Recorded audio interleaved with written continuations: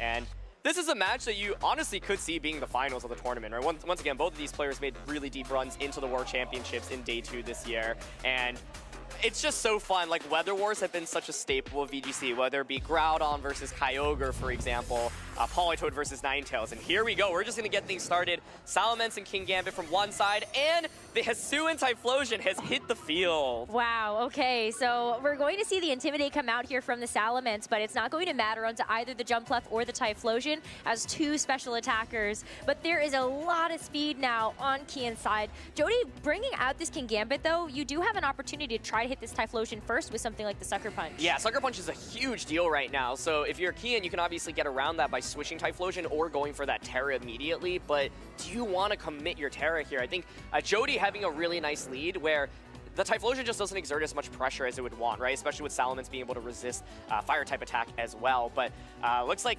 Kian willing to just lock into Overheat here, so Jeudy just goes for a Sucker Punch. That could be really, really nasty. But Kingambit's going to protect here. Okay, so just playing it safe for a little bit, and this is going to give some room for the Salamence to go for something, but maybe not, because that Sleep Powder is going to connect onto that Salamence and put it right to sleep. Yeah, even without the Sun or Tailwind here, Jumpluff still just speedy, putting the Salamence to sleep. No Sucker Punch came out. I think what Jeudy was hoping for here was to bait Typhlosion into either going for that Fire Terra or switch out. Kian playing really aggressive, saying, there's just no way you actually click Sucker Punch here. And ooh, looks like he is now willing to lock into a little bit of an aggressive play. Go for that Fire Terra, just try to snipe off the Kingambit now. So for Jeudy, it's the same decision. Do you want to go for that Sucker Punch? Yeah, because there's no Assault Vest on this Kingambit, it's going to be really vulnerable, especially looking at the Terra as well. Yes, you have an opportunity to Terra away from your Steel-type weakness, but the Dark one and the fact that you are the Black Glasses may mean that this special attack is going to do a lot to you. Knowing that there's a Fire Terra on top of that, I would be a little scared if I was that Kingambit. Yeah, I'm curious if Jeudy decides to go for Dark Terra here. Looks like he's not going to opt for it, but I was thinking if you go for it, you can maybe get the KO onto the Jumpluff even, or onto the Typhlosion even if it goes for the Terra. Tailwind's going to be set up here. Typhlosion is going to connect with that Overheat, of course. A little bit scary every time you click it because it can miss, but that is just absolutely going to demolish Kingambit here. Yeah, I mean, the choice specs on top of it, too. Even though you do have the -2 special attack drop, you're still going to be doing a ton, knowing that the Fire Terra as well as the choice wakes specs, up. Ooh, can do a little bit for that. But the Air Slash into the Jumpluff is not enough to actually knock it out here. Interestingly enough, actually, Salamence running that Air Slash over Hurricane, one thing that we didn't call earlier, but it is just a little bit more consistent because it means you don't have to rely on Rain, right? If Salamence had Hurricane, then it feels really scary to click it because, of course, you can miss it. And so Kian manages to get that early Sleep Powder connect, but the immediate wake up here does set up Tailwind now. Typhlosion, of course, is in an awkward spot because you have two different Pokemon that resist the Overheat, right? So you probably want to switch it out, but Jumpluff here is at risk of actually getting knocked out by the Aqua Jet from Basculegion's end. And so even though Kian set up the Tailwind, this turn, I think in particular, is a little bit difficult to maneuver. And that's exactly what Jeudy wants, is for Kian to actually stall out his own turns of Tailwind and not actually find enough value while that Tailwind is still active. And even just taking a look at maybe some of the potential switches that Kian can go for, like, I think that there's still a lot of pressure just in general on the offensive side from Jody's Pokemon on the field. So we are going to see a switch out, though. This Typhlosion will get a chance to reset its stat drops by going back and also click a different move later. But as you called out, that Aqua Jet into the Jumpluff, plenty to actually get the knockout there. Yeah, this is Choice Band Basculegion, so normally you wouldn't want to lock into Aqua Jet, but really safe opportunity to go for it here. I love the Kingambit switching here. It's not really threatened by very much. And this is where I think we're really going to start paying attention to weather, right? Both of these players have choice users. Typhlosion, like, neither of them actually have brought out Torkoal or Pelipper yet, right? Because both of them are like, I just want to get one more knockout. If you, with both players now down to 3 Pokemon, if you get that KO, then you'll just have the weather advantage here, right? So this is really interesting because the Torkoal now hits the field. Basculegion obviously pressures that with Aqua Jet, so what Kian might do is switch out into the Torkoal to basically bait it. However, you also have Sucker Punch pressure with Kingambit, right? So from Jody's end, do you want your Basculegion to get hit by Sucker Punch?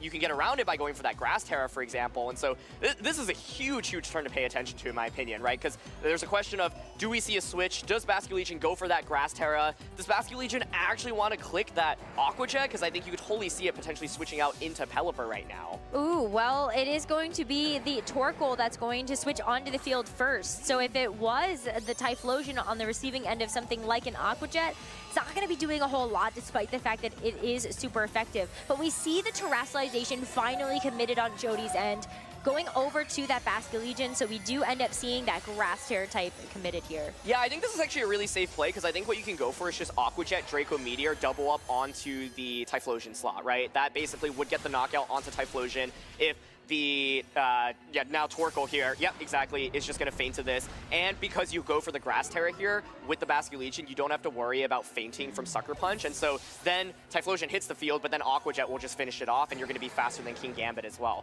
I think one thing that's really important in this matchup, we see Assurance, but yep, with that Grass Terror, it's going to save it. So Typhlosion comes back out. We were talking about winning the Weather War. Well, now Torkoal's just been eliminated. Jeudy has the Pokemon advantage. You can just switch Salamence out into that Pelipper and Aqua Jet into the Typhlosion.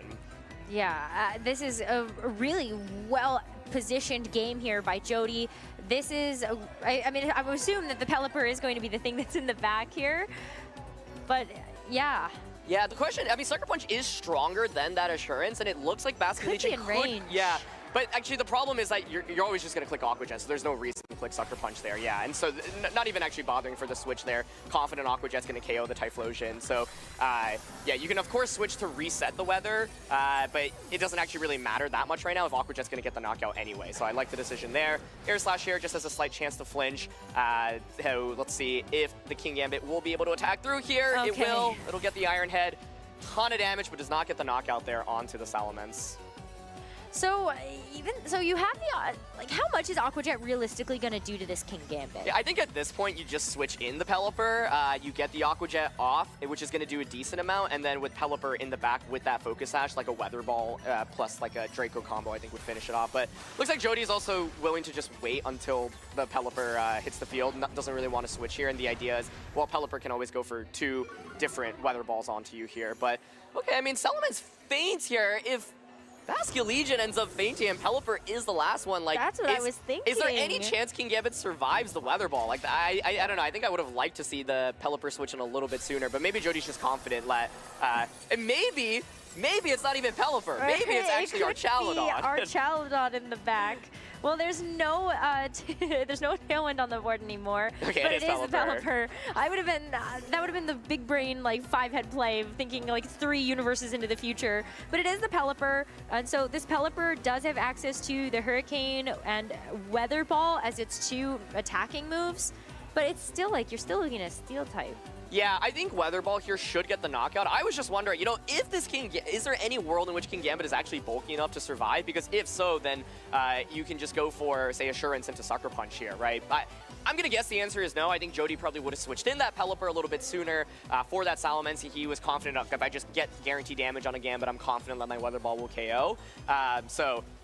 But if there's a world, you know, normally King Gambit, you're just going to run, like, max HP, max attack investment. If there was a world where it had, like, a ton of special defense investment, maybe. But I think Pelipper, with that Weather Ball here, should just get the knockout. I think Kian's already kind of thinking ahead to how do I adjust this for game number 2. Yeah. The fact that the Torkoal had to go down, or Kian was even pushed into a position where he needed to sort of switch things in, maybe disadvantageously.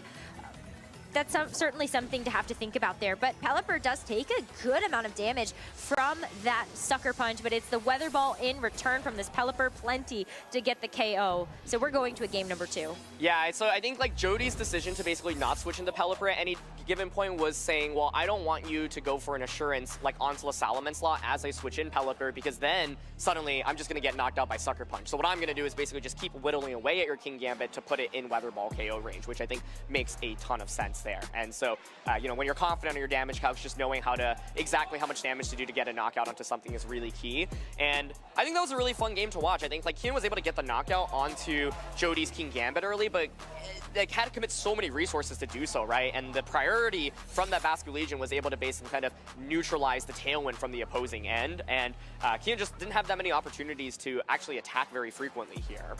Yeah, I was going to call out, too, that, like, the Salamence even at the very end, where we were in the last couple of turns, I love that Jeudy was like, you can either knock this out or I can knock it out myself with the Life Orb recoil, and you also have that small increased crit chance for the Draco Meteor. Maybe you just finish the job that way, and you don't necessarily have to roll the dice on the Weather Ball if you weren't 100% confident, but I really love that. And I think you're right, though, about the fact that Kian was not able to actually utilize enough of this Typhlosion. The Protect also under the King Gambit was so smart because you get a chance to also fish out what is that choice specs move going to be, and was there maybe ever an opportunity for this Typhlosion to do something else? Heat Wave or Shadow Ball Eruption is tough to go for, knowing that you do have a Sucker Punch King Gambit on the other side, but Heat Wave is still on the table. Yeah, it's funny. I was really interested in seeing like Dragonite versus Archaladon in this matchup. Neither of those Pokemon actually ended up coming out. I think Dragonite would have been an awesome lead for Kian into Jody's team, and his lead combo in particular. If you wanted to adjust here and you think the same thing is coming out,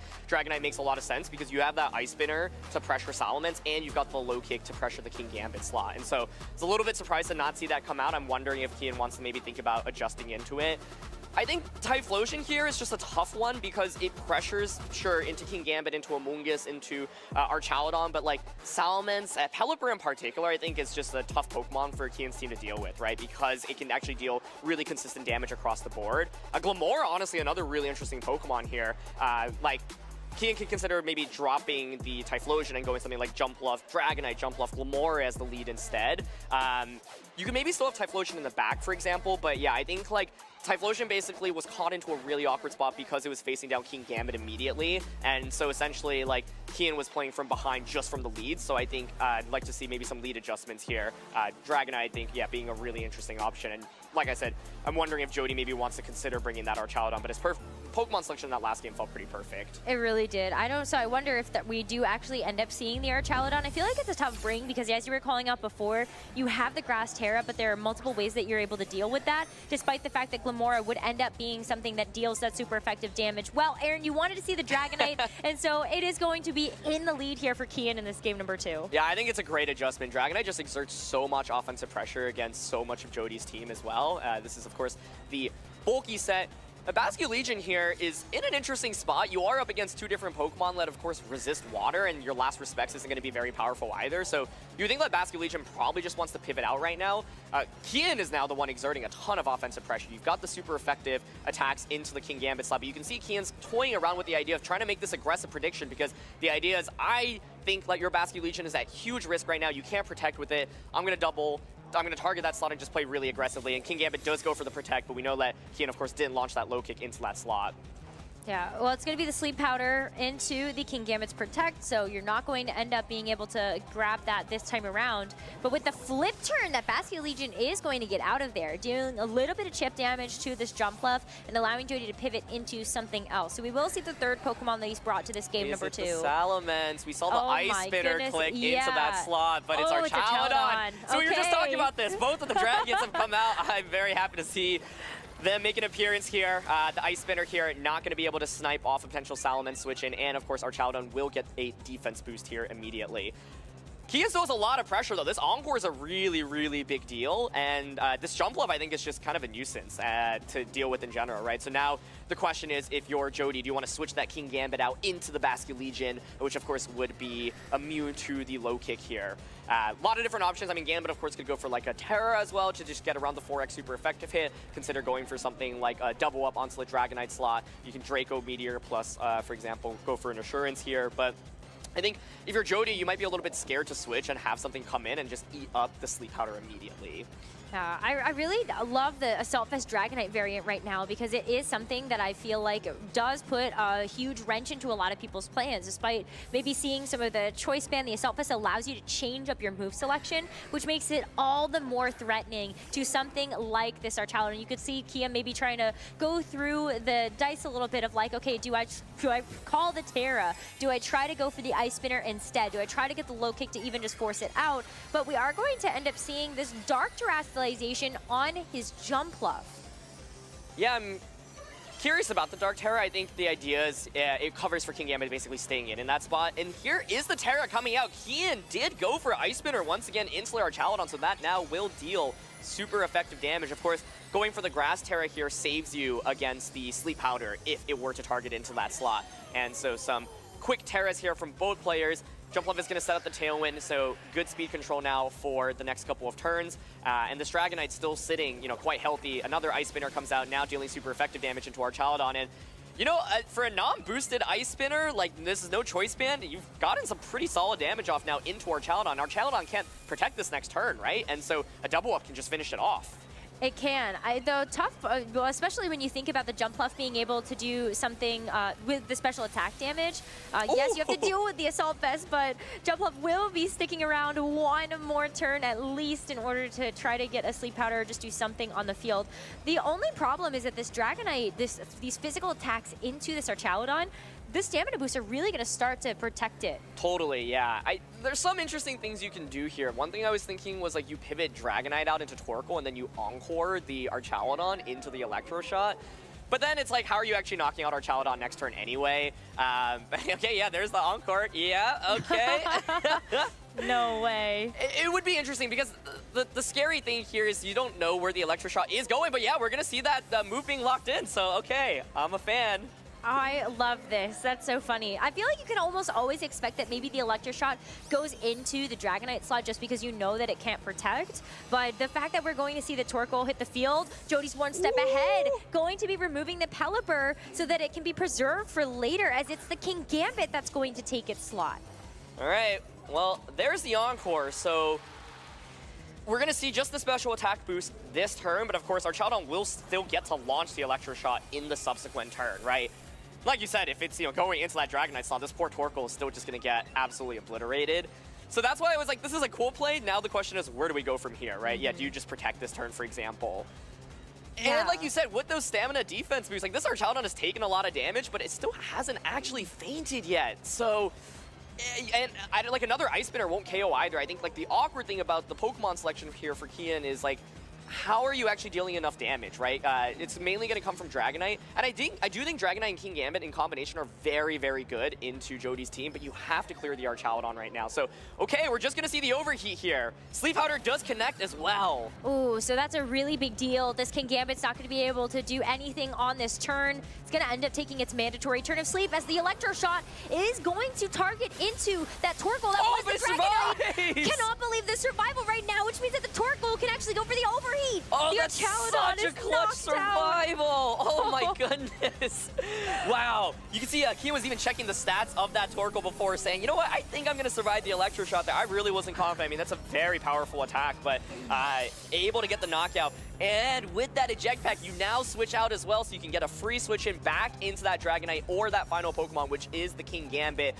Being able to connect on that Sleep Powder is also a really big deal, right? Because one of the things that you have to pay attention to in this matchup is the Kingambit versus Kingambit, where Jeudy has a big advantage because of that low kick on his Kingambit. So Gambit on Jody's end now will take that first turn of sleep. Kian now threatens the Kingambit slot, of course, with low kick. Basculegion, I think, a really natural switch in here. What you can, of course, do then is switch the Kingambit into Pelipper. But if you do that, you are still at risk of Kian, for example, potentially switching out the Jumpluff here. Jumpluff also could just, go for a Leaf Storm into Basculegion. What's also interesting here is how like the speed interactions will work, right? Because if you were just normally you would try to like predict Pelipper coming in, but the problem is that Kingambit's slower than Dragonite. So, but we don't see any switches. Okay, it's just gonna wake up. Oh, but that's a protect. That's not a Sucker Punch. So is it Aqua Jet coming out right now? It is. Okay, so that is going to remove one of the bigger threats there. That Leaf Storm would have done some really big damage to that Basculegion had it been able to connect. And so that is going to be the Jumpluff removed. Tailwind's going to expire soon as well. So that is something that you will be able to get on your Basculegion side if that Pelipper switches back in to activate the Swift Swim. But this is another turn that Jeudy has bought himself. Yeah, I mean, that was a huge wake-up on Gambit. Given that it didn't switch out into Pelipper, it would have just fainted. And so, that's the downside of using Jumpluff. It can miss with Sleep Powder immediately, and then, like, the sleep rolls aren't amazing. But I think Kian's still in an amazing spot because now you have two things that just threaten for super effective damage, right? And you still got Torkoal in the back. So Kian here, I think, should be able to get a knockout this turn. This Basket Legion is locked into Choice Band Aqua Jet, right? So you would think that it's going to want to switch out into Pelipper. I'm curious if you just say, you know what, I'm going to stay in here. I don't even think you're going to click Sucker Punch into me. I'm actually going to switch the King Gambit out. But I think Kian still has a really big lead despite the King Gambit on Jeudy's and getting an early wake up. It is just going to be Basket Legion making the safe switch here, though. All right, so the Pelipper now revealing itself again. It still has that Focus Sash intact, so you will need to double into it in order to actually remove it from the field. As it's the low kick that moves first, this King Gambit, 4 times effective, did not stand a chance. And so Jeudy in this game number 2 is down to his final 2 Pokemon. Yeah, and I think the game's just over, honestly. I mean, Assurance are also a really nice play. No need to go for that Sucker Punch, right? It doesn't really make sense to go for Sucker Punch because Basket Legion would be clicking Aqua Jet anyway, so it wouldn't even work. So Assurance always safe to go for into that slot. Also just damages the Pelipper. Now you can just go for a safe Sucker Punch into the Pelipper slot here. And I love the Torkoal switch in here as well. Basically, like, the Basket Legion can't close out this game because it wants to click Last Respects, but if you're clicking Last Respects, then of course the King Gambit is going to resist it. If you click your Water type attack, well, Torkoal just switches in, and then the Water type damage is just too low. So Dragonite was the key piece there. I was saying, I don't think Hisuian Typhlosion is really that powerful. Kian brought it, and then with that Encore play, being able to like bait out the Terra from the Archaludon and then get rid of it is huge. And I think having played against Kian before, his playstyle was incredibly aggressive. He is willing to just go all in on the prediction sometimes, and it looks so good when it pays off, and I think he made a lot of great predictions in that one. There was also really great pressure onto just like getting the Archaludon to Terrastallize anyway, so even though you ended up seeing the Ice Spinner into that slot is a fantastic call, you know now that Terrastallization is no longer available for anything else on Jeudy's team. So 100%. Really great pin there. And then that survival was crazy. That was at +1 already because of the previous Electro shot. Totally, yeah. I think...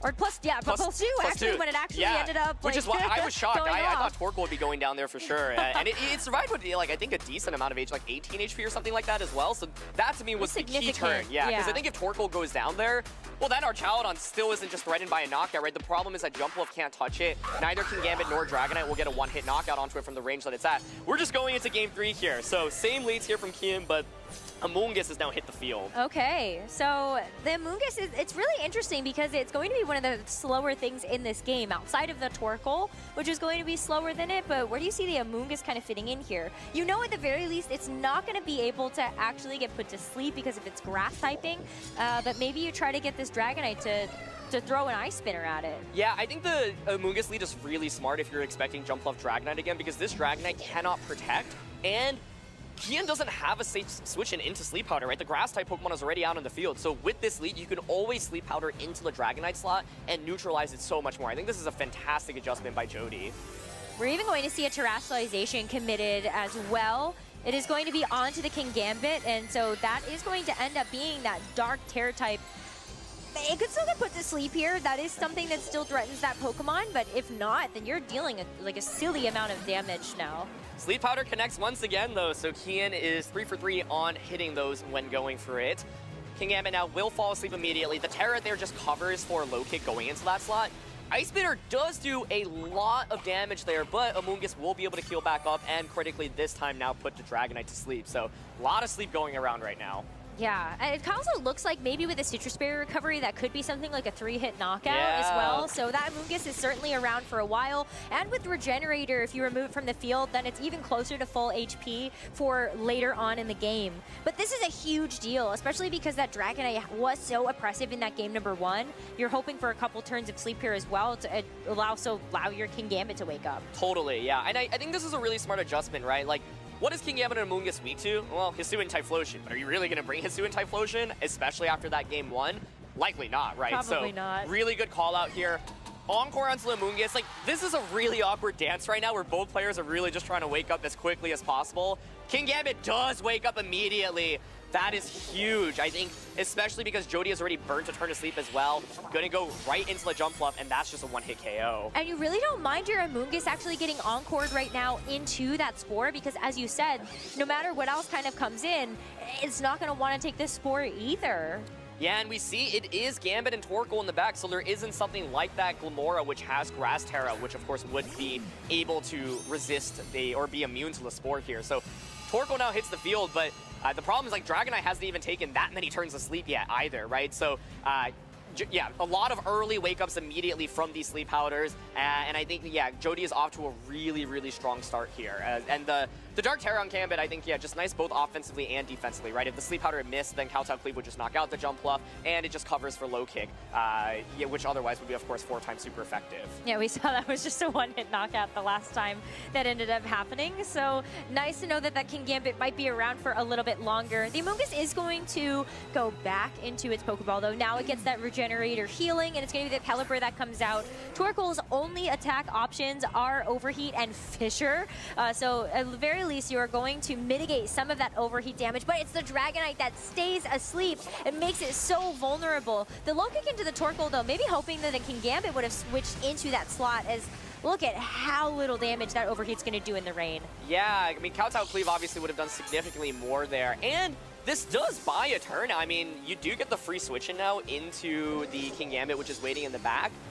I'm curious if Kian's low kick can get a one-hit knockout onto Jeudy's King Gambit from this range. I think, like, Dragonite still needs to wake up right now, right? The problem is it's burnt a couple turns of sleep, but yeah, this is still a scary turn, right? Because if your Dragonite stays asleep, okay, considering the normal Terror with extreme speed right now, I don't know if that's enough to knock out the King Gambit is the thing. Like, King Gambit is a very bulky Pokemon.